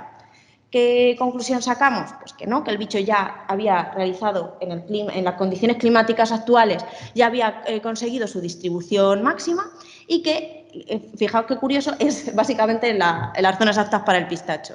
Es decir, allí donde haya pistacho hay potencialidad de que este bicho se comporte como plaga. No lo he dicho, pero bueno, aunque coma algunas hojas, nos va a ser un problema en plantaciones jóvenes, que las puede llegar a defoliar. En plantaciones adultas nos ataca, aparecen masivamente y como su ciclo es tan corto, el árbol ni se entera. Ya en un árbol con un estado sanitario adecuado y un árbol a partir de los 6, 7 años ni se entera. Allí en el Chaparrillo aparecen todos los años, es donde hemos hecho esta monitorización y allí no hemos tratado, no hemos hecho nada. Y luego cuando es julio y vienen los cursos del pistacho, me gusta enseñarles los árboles a los agricultores porque no se aprecia prácticamente el daño y tenemos casi que estar buscando las hojas que están comidas. Y bueno, una cosa muy interesante es que como era un bicho que ya estaba aquí, pues comía cosas de aquí. Para quien le guste la botánica... Uy, que me paso. Les encantan las plantas de la familia Polygonaceae. Aquí he puesto 2 ejemplos que son dos rumex. A esta la llaman acederas, romazas, no sé cómo las llamarán por aquí. Y esta, pues yo no sé si se la llama de ninguna manera. Son plantas del género rumex y también del género Polygonum. Las milnudos llaman algunas también. Pues bueno, esta foto, la de arriba a la derecha, la hice en la parcela de un agricultor que tenía una plantación joven, recién injertada, o sea, perfecta para un ataque masivo y una defoliación de las plantas para este bicho. Pero había descubierto que preferían a esta planta. Y esta planta tiene un ciclo paralelo al ciclo del bicho, de tal manera que no le afecta en la competencia cuando luego hay necesidad de agua. Así que la deja, esta planta está emergiendo ahora mismo. El bicho va a aparecer a lo mejor dentro de 2 semanas y la siega luego ya en enero, perdón, estoy yo buena, a final de mayo que ya la planta haya semillado. Entonces deja una alfombra y el bicho le gusta mucho más esta planta y no se pasa al pistacho. Entonces, fijaos lo importante que es hacer estas pequeñas observaciones. Si podemos conseguir, tenemos una parcela que nos deja hacer ese manejo que hace este señor y los pistachos estaban completamente limpios, porque esta planta parece ser que emite unos aromas mucho más potentes a los que emite el pistacho y la atrae en mayor medida. Como he dicho antes, tenemos al enemigo en casa, es bicho de casa, enemigo en casa. Aquí tenemos es una chinche. Bueno, las chinches, ahora hablaré de ellas como fitófagas, como perjudiciales para el cultivo, pero es un grupo tan heterogéneo que nos incluye a esta familia, que se llama la familia Reduvidae. Esto es un rinocoris, se llama el bicho. Les llaman chinches asesinas para darle así como emoción y depredan, se comen directamente con el aparato bucal, que lo usan del mismo modo que lo usan en las plantas, pues los usan también para capturar otros insectos y aquí lo tenemos comiéndose una clitra y aquí, bueno, una araña. Es curioso porque en el pistachero hemos encontrado una diversidad de arañas muy interesantes. El otro día contacté con un aracnólogo también para que nos hiciera un catálogo de arañas ligadas al pistacho. He visto especies que yo no había visto en mi vida, preciosas, y eso es maravilloso. Las arañas son grandes depredadoras. Siempre que veamos arañas en nuestro campo es una buena señal que nos están ejerciendo un control como depredadores. Y también, pues mira, esta que se está aquí comiendo una clitra. Hay otras especies parecidas que pertenecen a la misma tribu que la clitra, que la Vidostomys, pero que no aparecen de esas maneras tan súbitas ni tan agregadas y aunque coman algunos trocitos de hoja no nos hacen ningún daño. Aquí he puesto 3 ejemplos y bueno, podemos ver otros tantos, pero no los vamos a ver, la característica es que no los vamos a ver en esas apariciones masivas y no nos van a generar ningún daño. Paso a las chinches. Las chinches son una locura. Y en California precisamente nos hablan de que son una de las plagas más perjudiciales para el pistacho. Va a ser la única plaga de la que voy a hablar que ataca al fruto. Por lo tanto, tenemos que andar con ojo, porque es la única de las plagas que nos ataca a lo que realmente vendemos, que es el fruto. ¿Cómo actúan las chinches? Pues bueno, aquí en la foto de antes se ve mejor. Aquí vemos que tiene el aparato bucal introducido en el fruto del pistacho. Lo que hace es segrega una saliva que deshace al pistacho por dentro y luego, como si fuera una pajita, sorbe los jugos que ha generado a través de su saliva del interior del pistacho. ¿Cuál es el problema? Que tenemos un aparato bucal introduciéndose en un material vegetal, como he dicho con las silas, transmisión de enfermedades y también el propio daño que puede emitir. En California está referenciado que la propia saliva puede hacer manchas en el pistacho. Yo hasta ahora lo he intentado de todas las maneras y no he visto que las chinches hagan daño en el pistacho. Como en el campo me encontraba daños como estos, porque se supone que al picar la chinche, la planta para defenderse genera ese exudado gomoso que protege, como un mecanismo de protección de la planta, que pues que protege frente a la entrada de enfermedades. Incluso puede llegar a necrosarse la zona si ya se nos ha contaminado con algo. Aquí vemos esta chinche que se le ve el aparato bucal. Pero como digo, yo he tratado de ver ahora unas fotos que os voy a poner, podredumbres en el interior, embolsando directamente racimos e introduciendo chinches para forzar los picados. Las he visto picar, pero luego yo no he visto ni manchas en el fruto ni daños reales como los que ahora os voy a enseñar. Entonces, debe haber alguna diferencia entre las sustancias que existen en la saliva de las chinches en otras zonas con las nuestras, porque, insisto, ando detrás de buscar los daños y todavía no los he encontrado. Bueno, ahora veréis que sí, en un sitio sí los encontráis, precisamente en un pueblo de aquí de Aragón.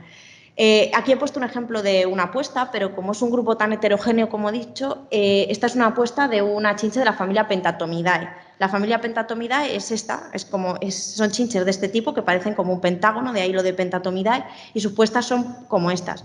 Pero como hay 7.000 familias que nos están afectando, que son fitófagas, las puestas también son muy variadas y no todas van a ser así. Como digo, hay gran heterogeneidad, también es un organismo hemimetábolo, es decir, que los juveniles son pequeñitos y sin alas, como el adulto, pero en pequeñito y sin alas. Esta que vemos aquí es el juvenil de la que hemos visto al principio, introduciendo la roja, el Sphilostetus pandurus, e introduciendo el estilete en el fruto. Esta es otra que se llama Gonocerus, esta estaba citada aquí en la península alimentándose de cornicabras, o sea, es bastante específica del género Pistacha. Esta es el Acrosternum, que la vamos a ver mucho en campos de pistacho, por lo menos allí en Castilla-La Mancha. Es muy común, es polífaga y es muy curiosa porque, al igual que una oruga que os voy a decir a continuación, cuando llega el otoño y las hojas del pistacho o de la cornicabra se nos tornan a esos colores rojizos tan bonitos, ella también es capaz de cambiar, sin mudar siquiera, es capaz de cambiar la tonalidad de su cuerpo y adquiere esos tonos rojizos para mimetizarse. Es curiosísimo y muy bonito de ver cómo va cambiando, cómo va virando ese color. Y bueno, pues básicamente nos estamos dedicando a sistematizar todas las chinches que nos vamos encontrando en los campos de pistacho para poder evaluar daños potenciales. De momento los daños no los hemos ni siquiera llegado a ver. Aquí, como digo, las he visto picando, tanto las nervaduras de las hojas, tanto el raquis de los racimos, los propios granos del racimo, y no he llegado a ver daños. Como veis aquí, las fotos son casi todas nuestras, pero estas se las he tenido que sacar de la Universidad de California porque no tenía, excepto... al picar se supone que pueden crear estas micosis que llegan a generar podredumbres en los frutos. Y excepto esta de un buen colaborador nuestro de la zona de Teruel, que sí que tuvo chinches, que sí que encontró daños y que llegó a tener estas podredumbres en los frutos. Fue antes de que yo empezara a trabajar, entonces no pude ir a su parcela a verlas, pero sí que tuvo contacto con gente de California que le identificó las chinches. Eran varias especies de pentatómidos, detectó los daños que estaban produciendo esas chinches, hizo un tratamiento y con eso parece que el problema se le solucionó y no ha vuelto a tener ningún problema. Entonces, pues es el único dato que tengo sobre daños en chinches en la península y en pistacho. De nuevo, son bichos de casa, no tenemos ninguna especie de chinche que haya venido de forma alóctona recientemente ligada al cultivo. Entonces tenemos de nuevo a los enemigos en casa. Aquí vemos parasitoides, avispillas. Esto es la superficie del epicarpio de un pistacho en el que estaba la puesta. Yo voy por el campo porque estoy intentando hacer criaderos de chinches para evaluar esos daños y voy por el campo cogiendo puestas. Pues en un 90%, sin exagerar, no me salen chinches, me salen avispillas porque están parasitadas. Entonces, es muy importante seguir manteniendo estas poblaciones. Si es que nos están haciendo el trabajo gratis, no tenemos que tratar. Y si empezamos a tratar, van a caer en picado y posiblemente es cuando empiecen los problemas. Hormigas, se cogen los huevos y se los llevan directamente al hormiguero y las ves y es un espectáculo. Y de nuevo aquí el amigo de antes, el Rhinocoris, depredando al primo hermano chinche, porque, bueno, pues, y ganándose el adjetivo de asesinas, como les dicen.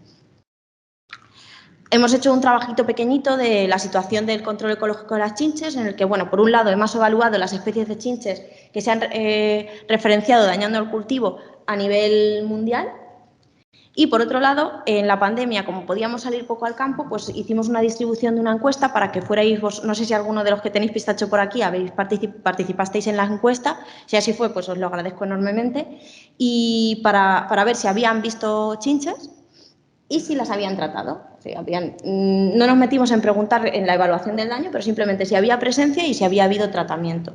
Como vemos, las parcelas de más de 8 años son las que nos referenciaron que habían realizado tratamientos. Es lógico, las chinches afectan al fruto y es a partir de 8 años cuando ya empezamos a entrar en producción. Y bueno, pues los tratamientos empleados pues eran un mix de cosas con precios pues completamente heterogéneos.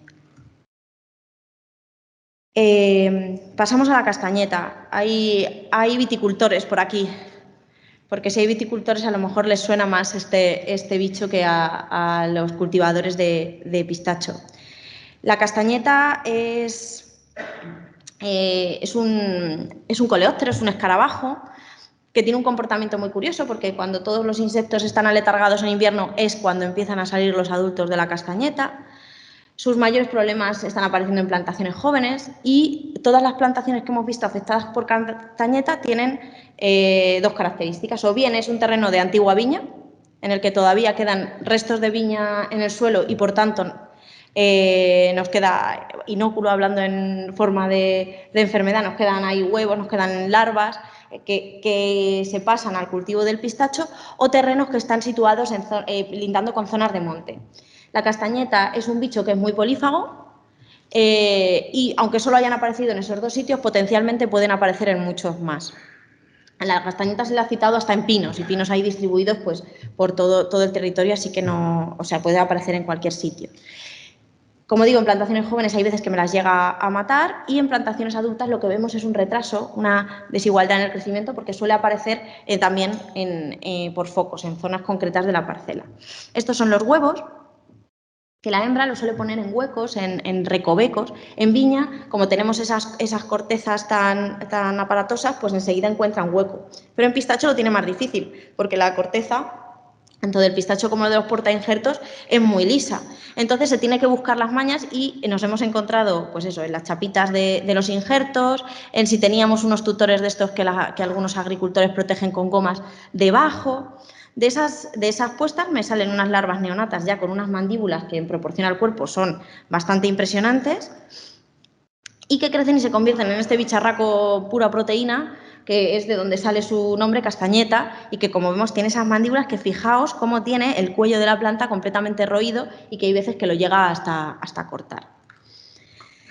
Este bicho, como digo, empieza a salir, se supone que hay citas, sobre todo en Andalucía, durante todo el año. En Castilla-La Mancha, principalmente, hay que estar con ojo a partir de finales de agosto, principios de septiembre, y están emergiendo adultos hasta febrero, hasta que empieza con las lluvias de otoño y acaba con las lluvias de primavera, para que nos hagamos así una idea. Los machos vuelan, las hembras no, las hembras son así gordotas, viven solo un par de días, y al emerger del suelo emiten una feromona muy fuerte que hace atraer a los machos, que copulan con ellas, se les llena el abdomen de huevos y sacan su ovipositor en busca de huecos, de recovecos, donde hacer las puestas. ¿Y cómo sé si mis plantas están afectadas? Si empiezo a ver que tengo muchas marras, si empiezo a ver que tengo retrasos en el crecimiento. Igual que decía con las silas, si tenemos fallos en los injertos hay que pensar en las silas. Cuando tenemos muchas marras al inicio de la plantación, siempre pienso en castañeta. Y muchas veces, en un alto porcentaje, pues es la causa.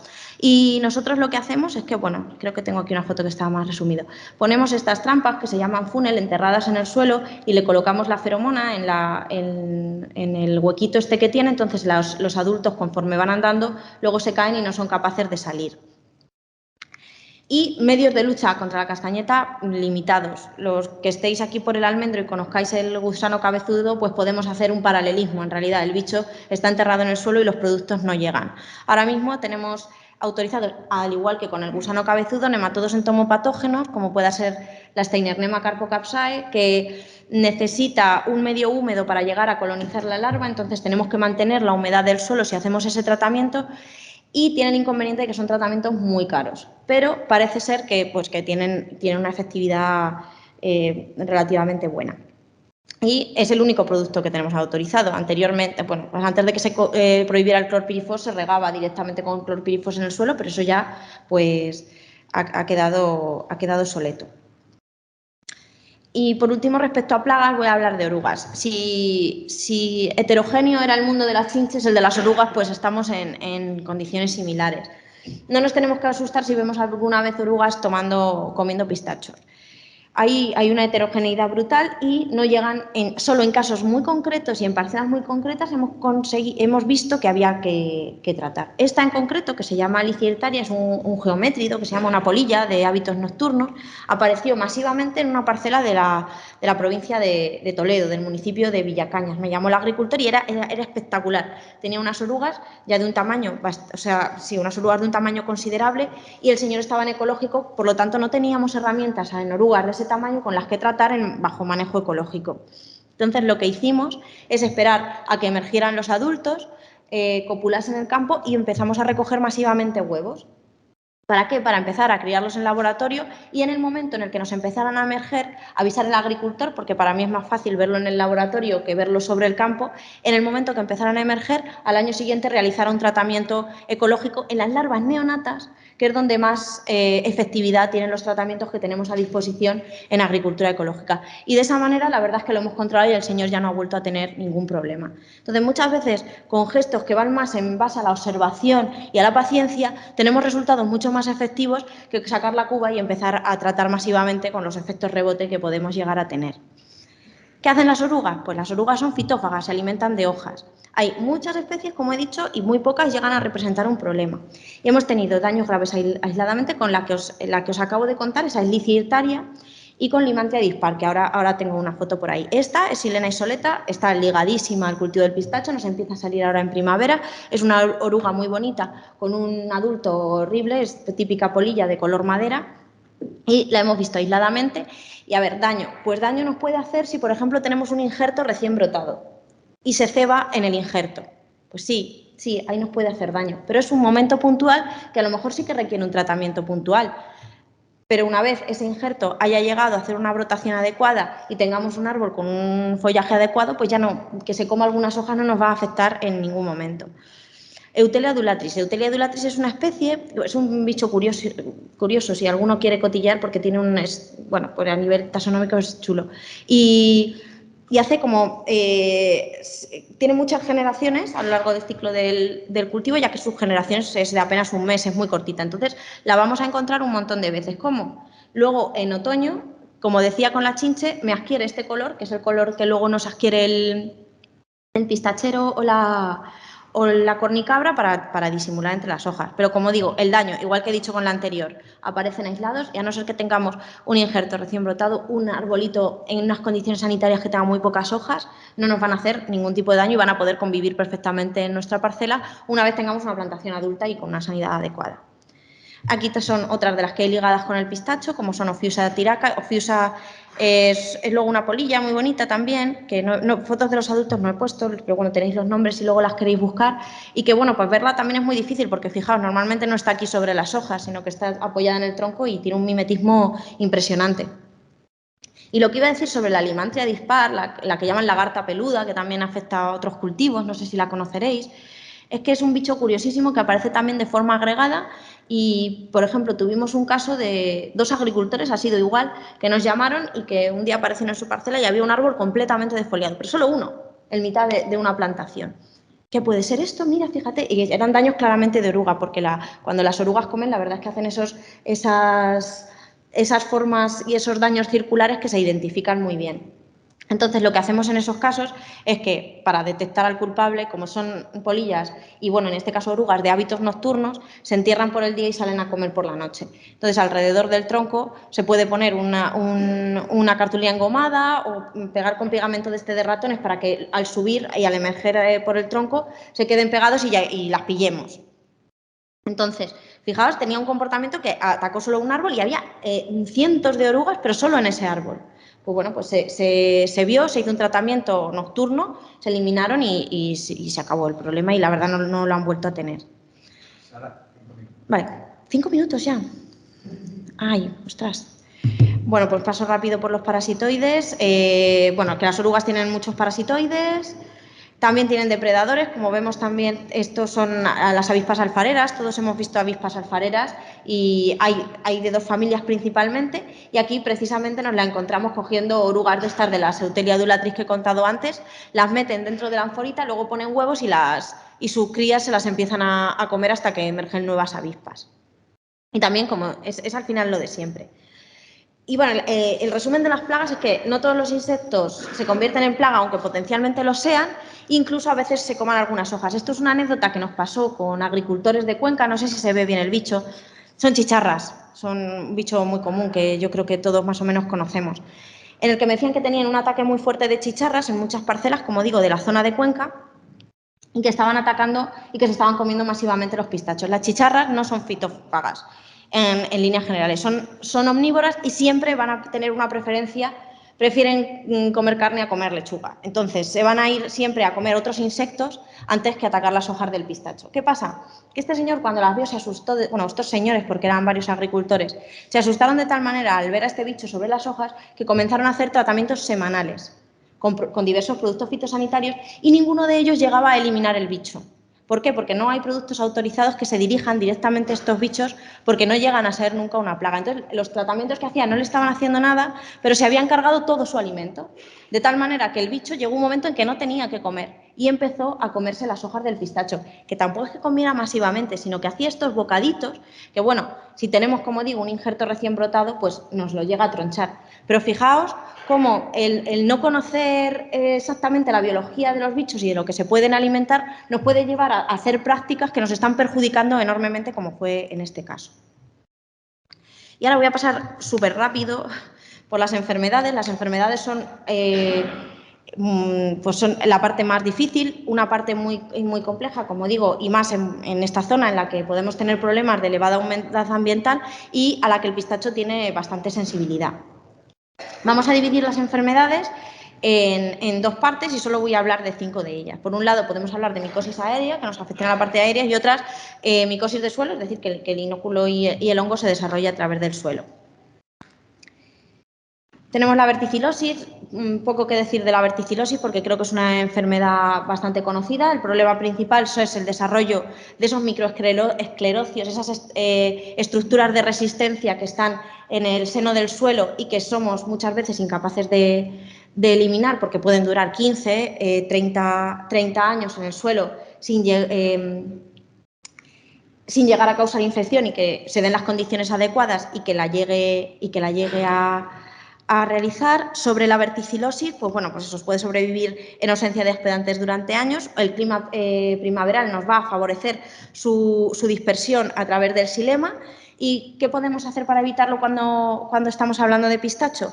Pues bueno, existen portainjertos tolerantes, que no resistentes, estamos hablando de tolerancia, que no es lo mismo que resistencia, pueden desarrollar la enfermedad sin llegar a mostrar signos tan excesivos como en otras variedades. Por ejemplo, está el UCB1, es el portainjertos tolerante a la verticilosis por excelencia. Podemos evitar, si podemos hacer un análisis previo en la plantación, pues evitar plantar en lugares donde hay elevada densidad de inóculo, exigir certificados sanitarios a los viveros a los que estemos comprando las plantas,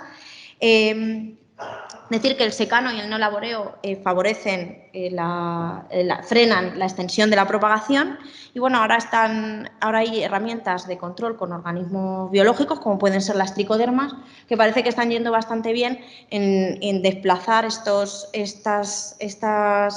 estructuras reproductivas de los hongos y que colonizan las zonas donde la colonizaría el verticillium y evitan su dispersión. Sobre las prodedrumbes radicales, pues la verdad es que son poco frecuentes, excepto en zonas que sean de vaguada, pesados, con baja infiltración, mal drenados. Las cortezas que veamos que están infectadas van a tener un color marrón oscuro, van a generar esos exudados gomosos y respecto al control pues podemos hacer riegos cortos, hacer enmiendas en el suelo que mejoren la infiltración, los goteros que estén lo más separados del tronco posible y bueno, algunos portainjertos parecen mostrar cierta tolerancia. Respecto a la botiosfera, es una de las enfermedades que nos hablan principalmente en California. El mayor riesgo de dispersión nos aparece en marzo, en mayo, Y bueno, respecto al control, pues podemos eliminar ramas afectadas. Tenemos que disminuir la humedad ambiental. ¿Cómo? Pues bueno, pues haciendo podas que nos aireen bien la parte aérea, hierbas que no estén muy altas y que nos generen un clima de humedad ambiental. Bueno, esto paso rápido. Se hizo un estudio de Juan Moral y colaboradores en el que, bueno, parece que estamos siempre muy pesados con el cobre y el cobre no es, en algunos hongos, la opción más efectiva, como puede ser el caso de la botriosfera, de las especies que forman parte de la familia Botriosferaceae. Y, bueno, casi todos los años se hace una autorización excepcional. No sé si aquí en Aragón también se hace esta autorización. Sí, se hace también con boscalida y piraclostrobin, que sí que son unos fungicidas, pero claro, aquí no tenemos compatibilidad con el manejo ecológico. Se han nombrado a las chinches como dispersoras, como transmisoras de este hongo y bueno, aquí se nombra, he querido poner esto del artículo que nombraba con anterioridad, en el que nos nombran a la Clostridium hilare como uno de los vectores de transmisión de la enfermedad, pero que aquí en España no se ha citado que lo haga. Respecto a la alternaria, pues bueno, me aparecen suelos con alta humedad relativa, baja infiltración, excesos de riego, que tengan acumulación de rocío. Nos puede sobrevivir como saprófito, es decir, que todavía no nos llegue a causar enfermedad. Nos infecta cuando tenemos una apertura temprana de los frutos, que muchas veces se rajan y aprovecha para entrar. Y una recolección temprana parece ser clave para que el desarrollo de la enfermedad, que es más de cara al otoño, no se produzca. La alternaria se distingue porque genera estas manchas necróticas que manchan en la parte central.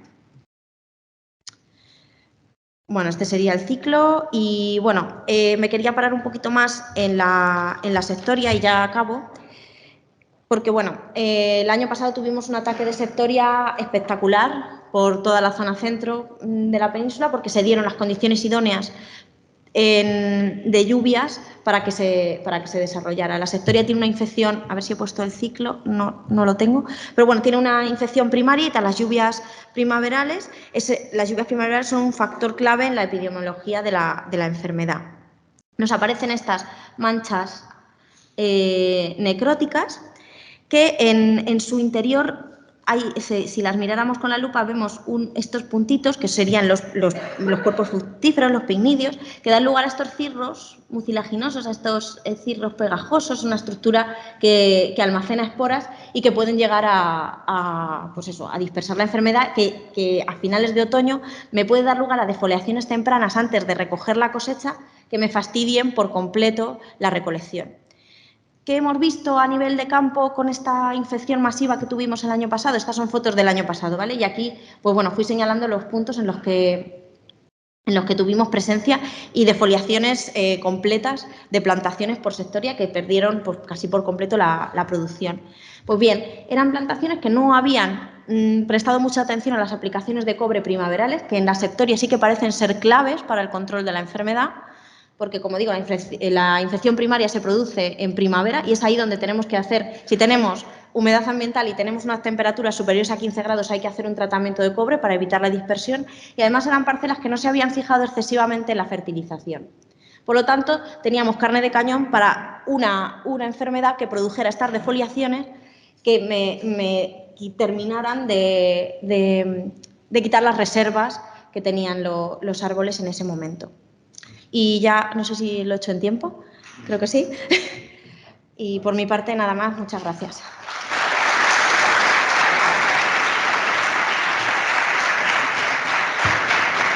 Gracias. Hay tiempo para una pregunta, si queréis. Sí, quería preguntarte si habéis hecho alguna prueba de cubiertas vegetales y verticilio. No hemos hecho nada ni con temas de cubiertas vegetales, ni tampoco ensayos puramente de hongos allí en el Chaparrillo. Entonces, es un campo por explorar que además es un campo por investigar que creo que se debería empezar a hacer lo antes posible. Vale, gracias. Ahora podemos bajar a tomar café, gracias a nuestros patrocinadores. Y para las personas que estén en Internet, pueden entrar en las salas, si están interesados, de nuestros patrocinadores para ver qué relación pueden establecer con ellos. Gracias. A I-20 retomamos la sesión.